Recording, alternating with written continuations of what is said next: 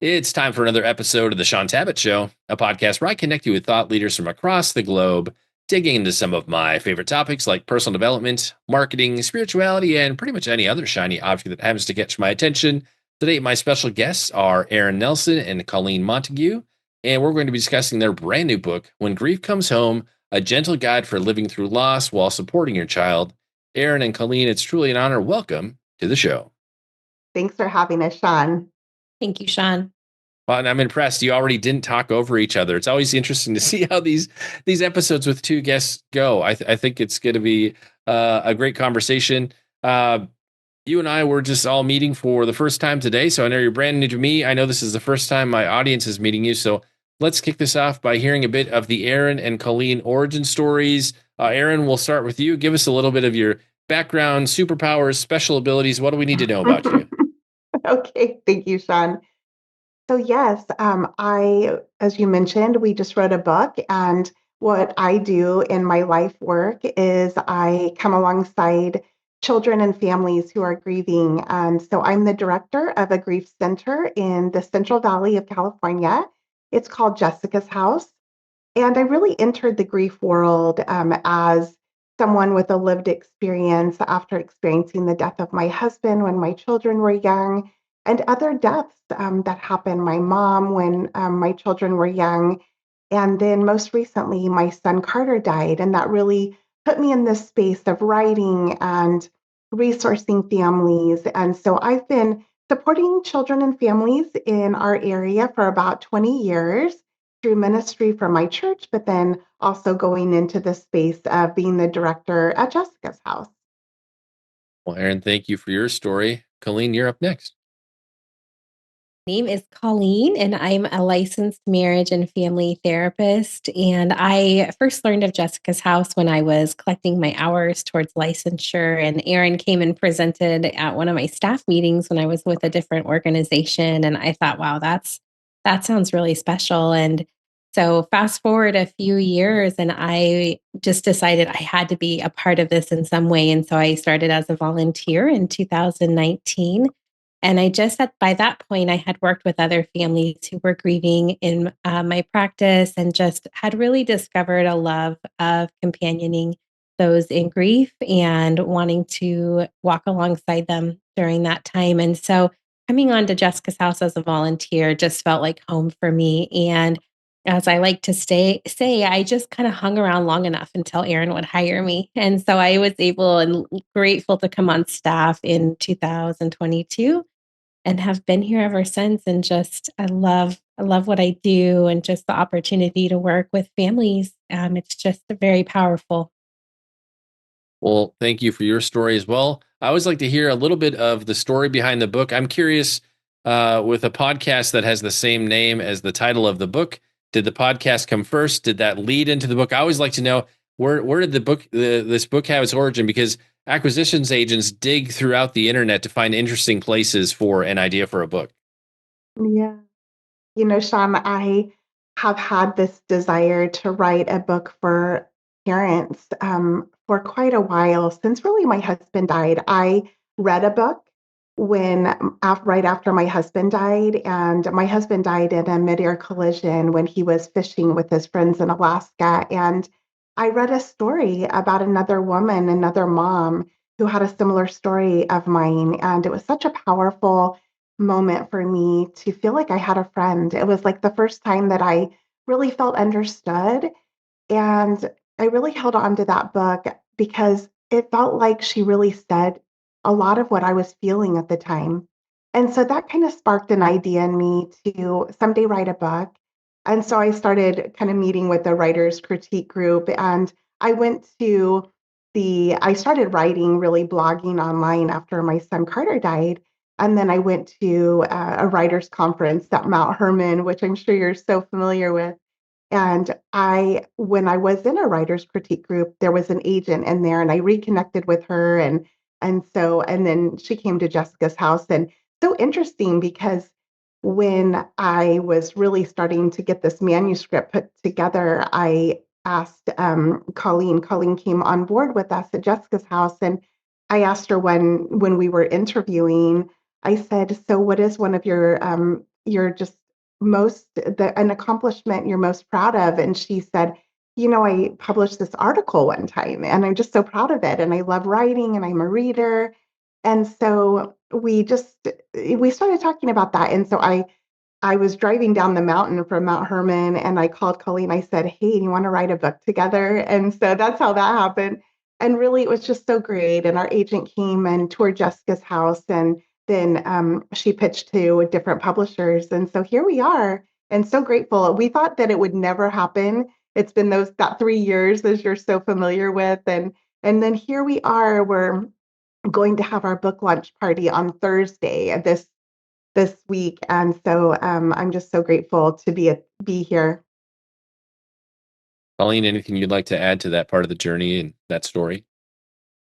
I think what Erin and I have learned is we've never published a book before. And so we said so many times together, wow, this could be so lonely, doing this by yourself, which so often authors do. And so we always kept saying, we're so grateful we're doing this together and holding this together. There's so much to learn about writing a book and the publishing industry, and just it's such a heavy topic too. And so holding it with Erin, I think was just meant to be, really.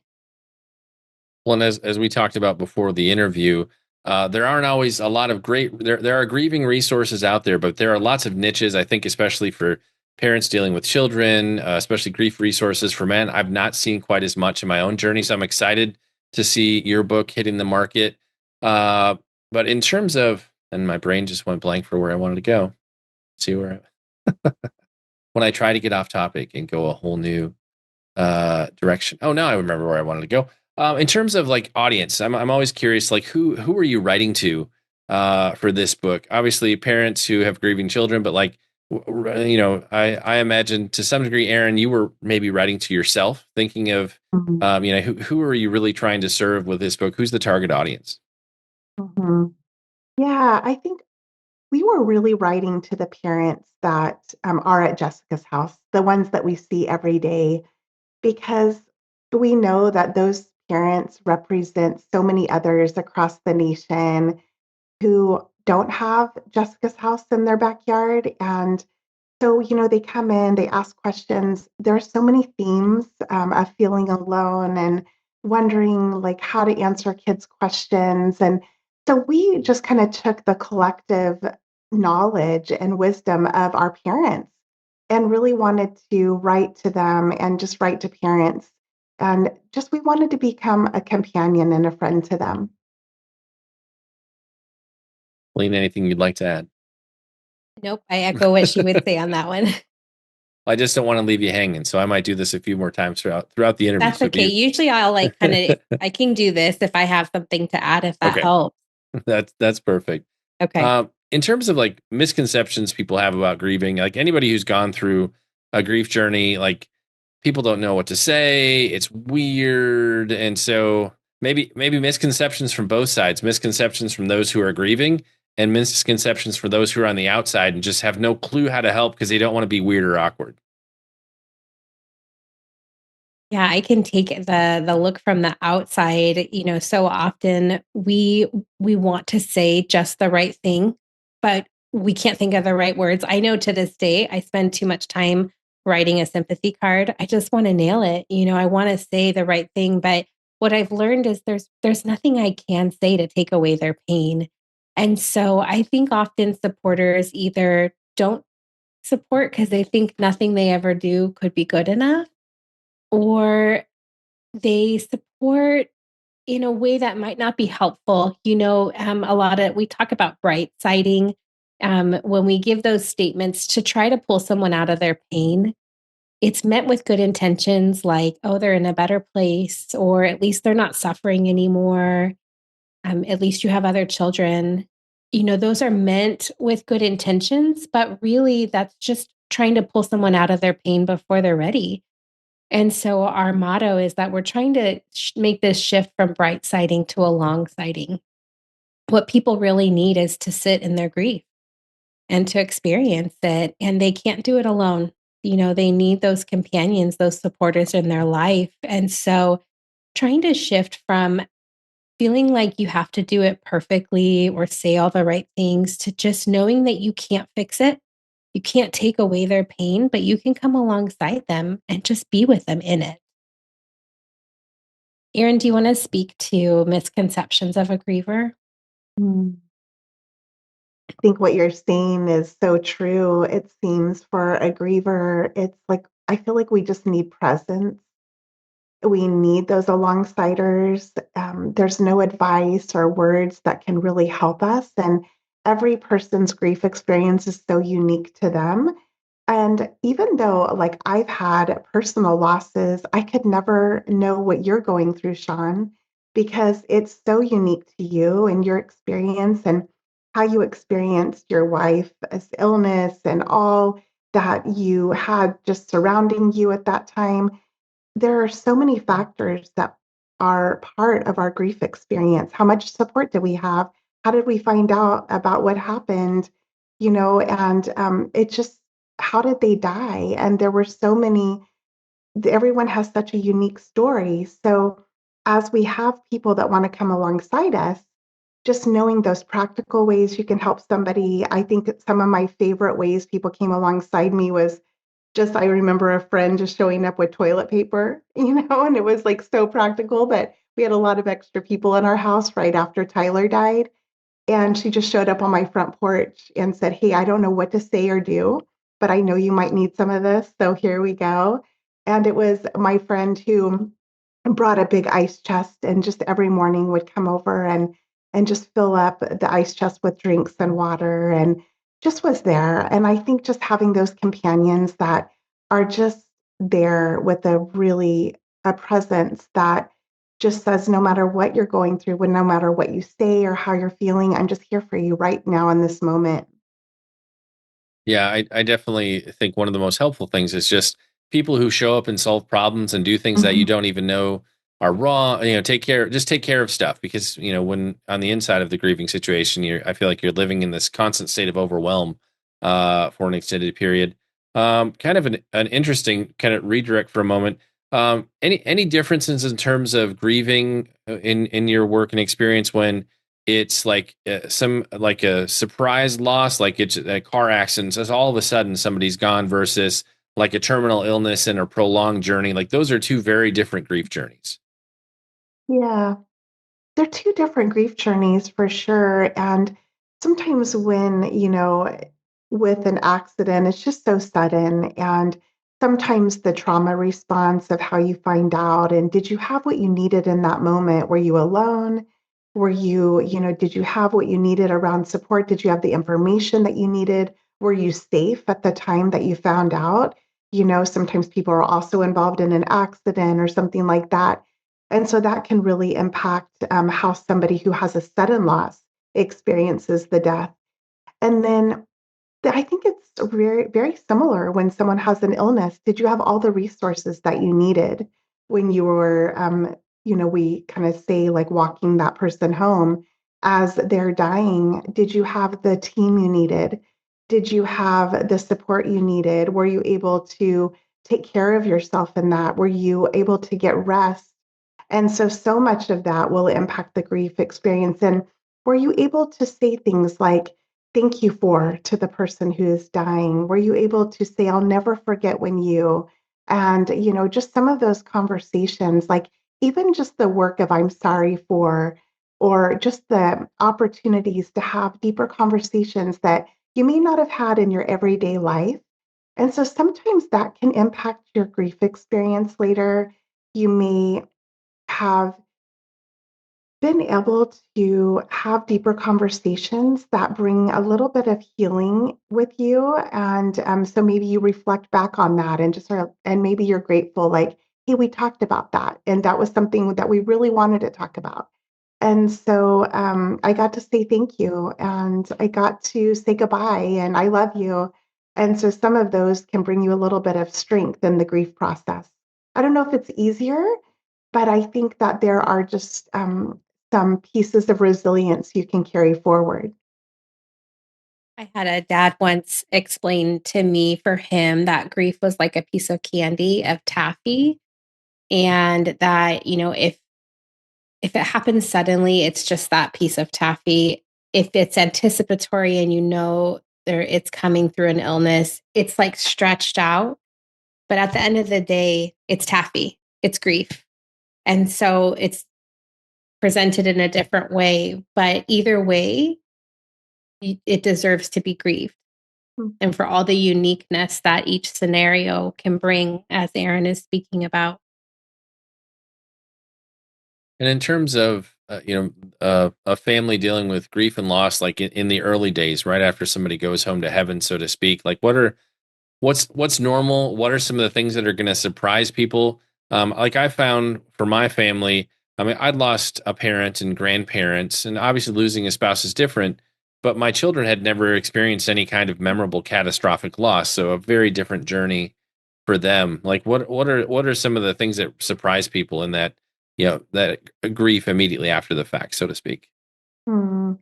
And when I hear families talking about grief immediately after the fact, I think parents can be very surprised about how hard it is to have your cognitive process and how much your brain is so full of just trying to comprehend what happened that it's really difficult to just have that normal thinking kind of process that you have. And during that time, I think what something that we talk about is at a time where things can be a little bit disorienting and chaotic, something that we really recommend for children is to try to keep as much routine as possible, trying to keep meal times and, sometimes when things are feeling very disorienting, orienting yourself to your space and like being just keeping as much, it's not normal. It's like you're not normal, but it's just like trying to create something that kids can anticipate. So being able to talk to them about, hey, I need to go to the funeral home later this afternoon, but this is who will be staying with you today.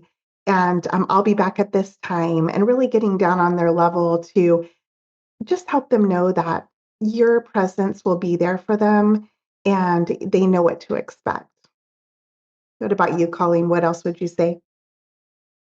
Just add it, like you mentioned, Erin, it's so hard to think through all the things that you need to do. So, do you have somebody who can help do that for you and with you? Just making sure your kids get fed, if and when they have the appetite for it, helping them, making sure that they're like getting themselves into the bath or getting ready for bed, different little things like that. And you taught me, Erin, even with all the food that everybody brings over, all these casseroles can be so weird for kiddos. Sometimes they just want a good happy meal, Mhm. And so just bring them things that they recognize that bring a comfort to them. And also just knowing like the power of your presence as their parent is huge. And even just proximity. It's not that you have to be functioning at your best level and reading bedtime stories with all the voices you normally do. Just laying alongside them while you tuck them in at night, just having your proximity is huge for them. Yeah, maintaining whatever semblance of routine you can find is immensely helpful. I certainly found that was for the things that we could maintain, it made a big difference. In terms of answering like children's questions about death, like having a discussion with my 5-year old, very different than having a discussion with my 11-year-old or one of my teenagers. Like, what does that look like just to be age appropriate? Because kids understand things at different levels. Yeah, one thing we always say is that, of course, you want to keep it age appropriate in the information you're giving, but also being very clear and concrete. And so the language that we used is that, somebody's body stopped working, maybe their heart stopped working, which caused their body to stop working and they died. We didn't lose them because, we can find something that's lost. They didn't pass because past is so abstract for a child to understand. And so just being very clear about that and, you know, kind of comparing it if they've had other losses in their life or even to pets, just, remember when our dog died and kind of relating it to that and reminding them that a dead body doesn't feel the way that a living one does. It doesn't get hungry, it doesn't feel pain or cold. just explaining it in very concrete language. And what we've noticed is that kids tend to ask the questions they're ready for answers to.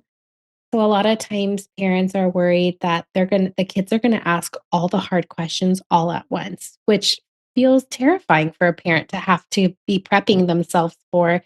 But it doesn't actually happen that way. The kids will ask just enough and they get these little bite-sized pieces of information, and then it satiates them for a while. And then they'll come back in time and ask more clarifying questions as their development is ready for it. And by giving them the truth, you're setting that foundation for the future. They know they can come to you for those answers when they have questions. They won't be shamed for them. They won't be lied to or kind of misled. They'll know, like, I can go to my dad and he'll tell me what I'm wondering. And then on that note, starting with that, what are you wondering happened? What do you already know? What do you think happened? Because a lot of times kiddos, they have such great imaginations. You might be doing a little bit of, correcting on what their assumptions are too, and helping to kind of fix some misinformation they may have developed in their mind or heard from somebody else. And I think this is a hard one for parents. Should we let our kids see us cry? Like, it can be difficult at times to have these emotional moments. So like sometimes I feel like when we're grieving, we need to be alone. And so, we get alone just to process and cry and all the things. But at other times, like emotions come up at very inopportune times. So Mhm. in terms of like, are our kids going to be disturbed by that? How do we like appropriately deal with that? Yeah, we hear that question so much from parents, Sean, and we always think, we can think that if we are crying that we're going to add distress to our kids, and but like you said, sometimes those emotions just hit us and they're inside of us and there's no controlling that kind of reaction. Something will just hit us and we're not even expecting it. And so we're just going to cry, especially in right after death, and when you're just feeling all of those emotions. And so we just say model that for your children. We like to say, grief is like energy in your body. It has to come out. And God has really created our body to actually take what's inside and place it outside. So tears are literally what we have inside and they're outside. A lot of that is, I feel like it's kind of an external message to other people to get a little closer, where you can't hide those tears. They're right there on your face, right? And so I think it brings empathy around you and compassion. And so for kids to just know that my parent models this just open kind of grieving, that when it's sad, they cry, and that I can model that as well. And that we're not trying to temper our emotions or control them in any way. We're just letting them come out the way God has created us to do that. And expression is so healing. And there's so much like in our bodies that happens when we cry. And there's so much just settling that we can experience just on that chemical level that really helps us to feel better in those moments. And so that's the other piece. Is I heard a child say one time, was like that he just felt this like in his heart. It was like a sponge and it got super heavy. And then when he cried, he would just wring it out and then he felt lighter. And I think, kids have said that, like, I feel better after I cry. And so when they're adults model that, I think that's pretty cool. Thank you. Sorry. I also think that when you show them your tears, they'll also see that they don't last forever. No feeling lasts forever. And so you can dip into that space. Like it's going to come, like you said, Sean, and go there, cry about it, and then you'll move on, and you'll go back into your next moment. And so it shows kids that it's not such a scary place to go to cry because it's not going to last forever, and you're going to feel okay and actually a little better afterwards. And like one of the challenges I saw along the way is my grief journey just being so focused into care for 19 months and everything else. And the things I'd said goodbye to is very different than uh, what my children, how my children have grieved like after the fact. Like, how do we how do we do a good balance as parents to manage our own grief journey, just letting it run its course and do what it needs to do versus, and then having kids from 5.5 to 26. Like every journey looks different from the adult kids down to the smallest of kids. How do we maintain our own journey while being sensitive to what the different ages are going through? It's a hard task to figure out. Hmm. Oh, that is the magic question that we hear a lot, because everybody is doing it at their own pace. Like you said, Shaun, you had a different relationship with your wife than they had with their mom, and different ages, different ways and abilities to understand this loss. And that's the trick of it, is just knowing and honoring that everybody's doing this at their own pace, and sifting it through based on the relationship they had too with the exact same person, but their relationship was so unique, and they're unique. They're going to grieve this loss in a way that is uniquely theirs. Just bringing so much understanding to each other and just normalizing that with kids, just to say, hey, I might feel really good in one moment and you're feeling really bad. And that's normal. Like we're all going to feel things at different times. And so when you have a big household, then, everybody's experiencing it at different times. And there's really no way that, like, I feel like everybody needs kind of their social support as well, because we can't be everything to each other in a family, even. And so kids, a lot of times, I know the teens, like their friends are really important to them during that time, and young adults, and even kids. And so being able to build around you that support that you need, so that your support system can really help you as you go through these different grief reactions at different times. And in terms of like helping our children to stay resilient, find resilience again, like what does that look like in the midst of the grief journey? Because they're not always wanting to perk up, do the same things they were doing before. Like how do we figure out how to best support them? Mm.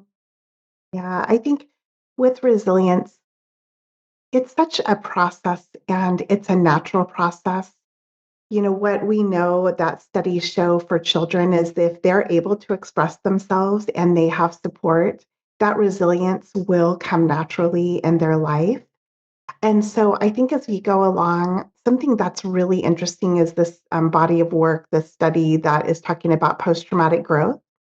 And just this idea that, when we go through something really difficult, and, for like my children with the loss of their dad, they have a tenderness towards other stories just naturally of people that have grief. And so it can really expand us in some way to have more compassion for others that are going through this. We have kids at Jessica's house that really want to be oncologists because their parent died of cancer. And so there is an expansion and an awareness that increases. And kind of that really important factor is that they can express what they're going through and that they can have support. And as they do, I think that resilience is so natural. I think God has really created us with that resilience. And you just kind of watch that along the way. And we've seen several kids. We opened in 2012. So all those early kids are now like midway through college. And so we're hearing all kinds of stories from these kids that are going into helping fields because of this kind of resilience that they've been able to gather from having support. To take from what Erin's saying, she's saying it like on a large scale resilience. So to bring it down into like a small bite-sized moment of resilience, we go through hard things every day, and talking with your kiddos about that. I'll just say an example of taking a test, like a spelling test, and if your kiddos feeling anxious about it, so they do the test, they get through it. Maybe they do some breathing, a little deep breathing exercise before, or a little pep talk for themselves, or maybe you've taught them to kind of make their body a little bigger, feel a little more confident going into the test. And then afterwards, you can show them, hey, you did it. Yeah, it was hard and you were nervous, but you got through it. And what worked for you? Okay. So you could do that again next time. So that's a very simple example of these moments and experiences they're going to go through in life, where you can remind them of the resources they have at their ready, and remind them of the times when they did get through it. And that's all resiliency building, knowing that I can get through something hard because I have the tools I need. Next, I'd love to get your input on how can we best go about preserving memories and just celebrating, birthdays, other milestones, holidays. Like how do we still remember? How do we preserve? And again, I found that's different for me than it is for the various ages of my kids. I feel like some of us aren't ready to have pictures everywhere, different things. We all need different things, but in terms of preserving memories, is there some boundaries of how to do that well? Yeah, I think just really taking their lead. If you're giving them and allowing them the space to share those memories, to talk about their person.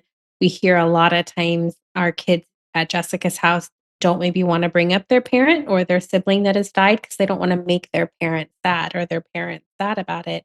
And so they kind of withdraw on that. But when you model that as the parent and bring up, their mom and just even bring her into the present moment. Wow, I wonder what mom would have thought of this sunset. She loved sunsets. Or I wonder what mom would think about that. And that really gives them the permission to wonder as well. It's okay to wish that things are different or wonder what things could be like. And so, of course, like you said, it has to kind of be a comfort level thing with photos around the house or different things. But what can their room have? If, can they have pictures up or linking objects, things that remind them of their mom or that was their mom's? Those are all helpful in, kind of honoring that connection to her, but everybody's going to do it differently. Yeah, something that we do in our family is I think just if something's on our mind, we just kind of say it. Now it's been, over 20 years since my husband died, and my son is an adult, and he'll come over and I'll just say, "Oh, your dad used to say that as, too." And he's a farmer like his dad was. And I tell him stories about the farm and just being able to bring it up naturally. We go out, like we say around here at Jessica's house, when words are inadequate, have a ceremony. That's a quote by Dr. Wolfelt. And so ceremonies really help us move through kind of just different kinds of milestones. So on what we call this Heaven Day, June 20th, when Tyler died, we'll all go to his favorite burger place and like just get his favorite order. We say instead of putting our name on the order, we put his name on the order. And so when they call the name, it's his name. And we do that even if Colleen and I are together. When we order coffee, we say Carter. And so, sometimes it's just the littlest ways that you can just keep them kind of just going, just kind of just keeping them at top of mind and just remembering them in the little and the big ways. Yeah, one of the things my children did, I was traveling for work and they actually celebrated my wife's birthday and had like a little party with a cake and played her favorite games, and that was Mhm. really meaningful to all of them. And they did that all. I found out about it semi after the fact. I was like, "Oh, wow, I didn't even know you guys were doing this." But that was something my older Mhm. kids came up with and I think for a couple of them it was what they really needed in the moment, so they just drew the rest of the siblings into it. That's great. Yeah. And I just love it when it's their idea, right? And they're kind of leading that and they just know what they need. And that's so cool to watch kids really follow that. They just have this idea, they know that's what they need. And so that's such an organic process for them. One of the things I want to touch on that's in the book, you guys have some healing activities, like expressive arts activities, and I know when people read a book, they don't always go and do the activities or answer the questions. Give us some examples of what that looks like in the book and why they're actually going to be very helpful for families. I can make them very simple. Somebody who's grieving, you don't need a lot of homework. That's just one more thing to add to their plate. And so we kept it very simple. It's things that we've done here at Jessica's house. So they've been, they're tried and true for us. One simple one is to draw a storm cloud, a parallel line to a sun, And then just ask your kiddo, where are you right now today? If you could put an X, are you closer to the sun? Or are you closer to the cloud? Are you right in the middle? Because it's nice for you to see a visual of how they're doing, but also they are thinking about it. We don't take time in our day to stop and really wonder how we're doing sometimes. And so it's a good practice of mindfulness in a very simple way.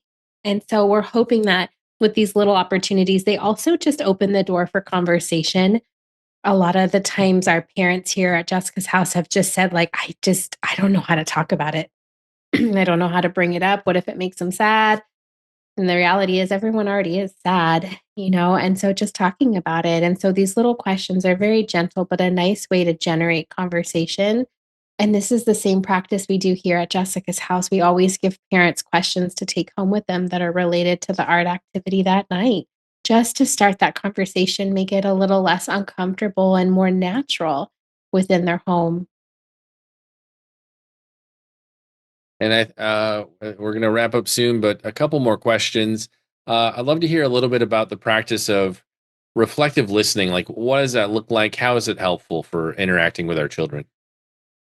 When we talk about reflective listening, we kind of just say it's really a way to take out the guesswork of how to be with your kids when they're grieving and even how to be with each other, where we're really using their words. So if, a child says, I really miss my dad, you can just really just say back to them, you're missing your dad right now. And so you are just using their words. And so it really just takes the guesswork on how to be with them. And we're also talking about mirroring energy. And as you spoke about earlier, Shaun, when everyone is at a different place, it's hard, right? It's really difficult. At Jessica's house, when kids come in, sometimes the family will walk in and we're just like, oh, we know where they are just by the way they open the door. And maybe for some reason, they had just like something happen that day where they're just having a really good moment and they're walking in the door and they want to show us their new shoes or something like that. And we just come up into that space with them. And so we're not when we're mirroring them, we're really just mirroring their energy of where they are in that moment. And so it's just being with them. And so anytime that we can reflect their words and be with them in the energy where they are in that moment, it can really, really help. And we talk a lot too about it's like called co-regulation. And so it's just kind of the idea that, it's just if you imagine if somebody needs oxygen, they'll have to have an outside source of oxygen because they're just not oxygenating their body. And a parent can really be the oxygen for a child if they are really distressed. And so the idea is to calm ourselves and find ways to do that. And we have those practices in the book so that we can help our child also find calm as well. And in terms of reader takeaway, I'd love to have you actually both answer this question because you might see different things from your perspectives that you hope readers take away from the book. Like, how have they been impacted, changed? What's that thread you want everybody to see? I think for me, my hope is that, sorry, for me, I really hope that they can see that hope can return. I want them to read the stories of Erin, and there's little examples of things we've learned from other parents over the years. And so I'm hoping that they can see a little bit of themselves in this book and that it can give some hope that they and their kids can be okay. Mm. And because I think when we see that little spark of hope return in a parent's eyes or a child's eyes, it's everything. Just even if it's so small, that little grain of hope that they can be okay and that their kids will be okay. It's everything to build upon. My hope for parents who read this book is just that they'll feel less alone, that they'll feel a companion coming alongside them. And so much of the time, it's really breath by breath. We put blessings at the end of each chapter. And it really is a wish for them to feel companioned by God and to be met by God in each moment, that they would feel just a gentle support and that they would know that somehow that we're with them and that God is with them. And in terms of people connecting with you, finding out more about the book, the podcast, all the things, where do we best discover you on the web?